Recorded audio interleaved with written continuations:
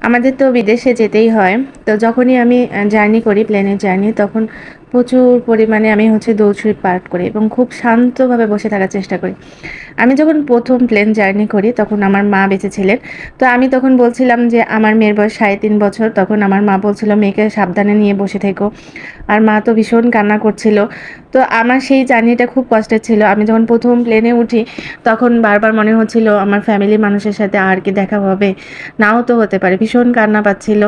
তারপরে আবার নিজেকে অনেক শান্ত করি। ওই যে বললাম না, আমি প্রচুর দরুদ শরীফ পাঠ করি। শান্ত হয়ে বসে থাকার চেষ্টা করি।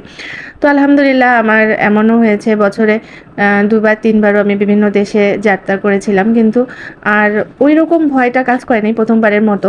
কিন্তু শান্ত হয়ে বসে থেকে সবসময় আমি দোয়া দরুদ পাঠ করি। এই ঘটনাটি আমাকে ভীষণভাবে নাড়া দিচ্ছে। ২০ বছর বয়সী একজন এয়ার ইন্ডিয়ার বিমান সেবিকা, যিনি উম ওই সময় প্লেনে ছিলেন।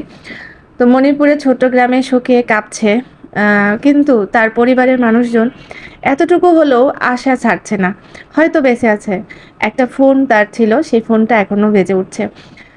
তারপরেও তাদের চোখের মধ্যে অনেক হতাশা, কিন্তু একটু হলেও 1% হলেও তারা আশা করছে, যেহেতু ফোনটা বেজে উঠছে, হয়তোবা ও প্রান্ত থেকে সেই এয়ার হোস্টেস যে যিনি ছিলেন, তিনি হয়তোবা পিক করবেন এই আশায়। এটা যে কত বড় একটা কঠিন একটা পরিস্থিতি পরিবারের জন্য, তা ভাষায় প্রকাশ করার মতো না।